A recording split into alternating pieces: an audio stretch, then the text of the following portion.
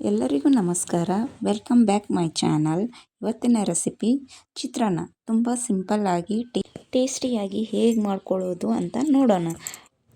ಮೊದಲನೇದಾಗಿ stove on ಮಾಡಿಕೊಂಡು ಅದ್ರ ಮೇಲೆ ಒಂದು ಪಾತ್ರೆನ ಇಟ್ಕೊಳ್ಳಿ. ಪಾತ್ರೆ ಬಿಸಿ ಆದ ನಂತರ ಸ್ವಲ್ಪ ಎಣ್ಣೆ ಹಾಕ್ಕೊಂಡು ಎಣ್ಣೆ ಬಿಸಿ ಆದ ನಂತರ ಅದಕ್ಕೆ ಸ್ವಲ್ಪ ಜೀರಿಗೆ, ಸ್ವಲ್ಪ ಸಾಸಿವೆ ಹಾಕ್ಕೊಳ್ಳಿ. ಜೀರಿಗೆ ಸಾಸಿವೆ ಚಟಪಟ ಅಂತ ಸಿಡಿದ ಮೇಲೆ ಶೇಂಗಾ ಹಾಕ್ಕೊಂಡು ಸ್ವಲ್ಪ ಹೊತ್ತು ಫ್ರೈ ಮಾಡ್ಕೊಳ್ತೇನೆ. ಮೀಡಿಯಮ್ ಫ್ಲೇಮ್ನಲ್ಲಿ ಇಟ್ಕೊಂಡು ಕಂದು ಬಣ್ಣ ಬರೋವರೆಗೂ ಫ್ರೈ ಮಾಡ್ಕೊಳ್ತೇನೆ. ಜಾಸ್ತಿ ಫ್ರೈ ಮಾಡಿಕೊಂಡ್ರೆ ಸೀದೋಗಿರೋ ವಾಸನೆ ಬಂದುಬಿಡುತ್ತೆ, ಚೆನ್ನಾಗಿರಲ್ಲ. ಅದಕ್ಕೆ ಸ್ವಲ್ಪ ಕಂದು ಬಣ್ಣ ಬಂದರೆ ಸಾಕು. ಆಮೇಲೆ ಸ್ವಲ್ಪ ಕಡಲೆಬೇಳೆ, ಕರಿಬೇವು ಹಾಕ್ಕೊಂಡು ಮತ್ತೆ ಫ್ರೈ ಮಾಡ್ಕೊಳ್ಳಿ. ಚೆನ್ನಾಗಿ ಫ್ರೈ ಮಾಡ್ಕೊಳ್ಳಿ. ಯಾಕಂದ್ರೆ ಕಡಲೆಬೇಳೆ ಗಟ್ಟಿಯಾಗಿರುತ್ತೆ ಅಲ್ಲ, ಅದಕ್ಕೆ ಅವು ಚೆನ್ನಾಗಿ ಫ್ರೈ ಆದರೆ ತಿನ್ನೋಕ್ಕೂ ಟೇಸ್ಟಿಯಾಗಿ ಕ್ರಿಸ್ಪಿಯಾಗಿ ಚೆನ್ನಾಗಿರುತ್ತೆ. ನಾನು ಮೊದಲೇ ಹಸಿಮೆಣಸಿನ್ಕಾಯಿ, ಟೊಮೆಟೊ, ಉಳ್ಳಾಗಡ್ಡಿನ ಹೆಚ್ಚಿಟ್ಕೊಂಡಿನಿ ರೀ.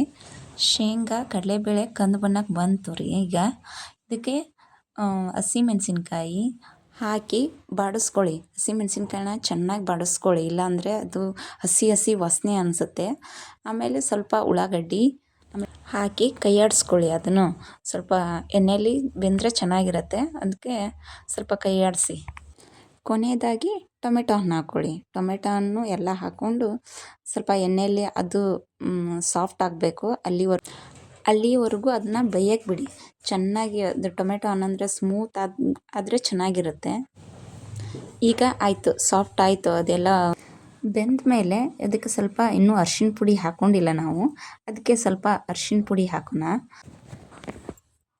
ರುಚಿಗೆ ತಕ್ಕಷ್ಟು ಉಪ್ಪು ಹಾಕಿ ಎಲ್ಲ ಕಲಿಸ್ಕೊಳ್ಬೇಕು. ಅದನ್ನು ಚೆನ್ನಾಗಿ ಕಲಿಸ್ಕೊಳ್ಳಿ. ಉಪ್ಪೆಲ್ಲ ಅದಕ್ಕೆ ಹಿಡಿಬೇಕಲ್ಲ, ಅದಕ್ಕೆ ಸ್ವಲ್ಪ ಹೊತ್ತು ಬೇಯಿಸ್ಕೊಂಡಾದ ನಂತರ ಬ್ಯಾಚುಲರ್ಸ್ ಎಲ್ಲ ಜಾಸ್ತಿ ಚಿತ್ರಾನ್ನನೇ ಮಾಡ್ಕೊಂಡು ತಿಂತಿರ್ತಾರೆ. ಪದೇ ಪದೇ ಅದನ್ನೇ ತಿಂದು ಬೇಜಾರಾಗಿದ್ದರೆ ಈ ಸತಿ ಈ ಥರ ಟ್ರೈ ಮಾಡಿ. ತುಂಬ ಚೆನ್ನಾಗಿರುತ್ತೆ ಮತ್ತು ಟೇಸ್ಟಿಯಾಗಿಯೂ ಇರುತ್ತೆ. ಬೇಗ ಮಾಡ್ಕೊಳ್ಬೋದು. ಅರ್ಧ ನಿಂಬೆಹಣ್ಣು ಹಾಕ್ಕೊಂಡು ಕಲಿಸ್ಕೊಂಡ್ರೆ ಚಿತ್ರಾನ್ನ ರೆಡಿ. ನೀವು ಕೂಡ ಒಮ್ಮೆ ಟ್ರೈ ಮಾಡಿ ಹೇಗೆ ಬಂತು ಅಂತ ಕಮೆಂಟ್ಸ್ ಮಾಡಿ. ಪ್ಲೀಸ್ ಸಬ್ಸ್ಕ್ರೈಬ್ ಮಾಡಿ. Thank you for watching.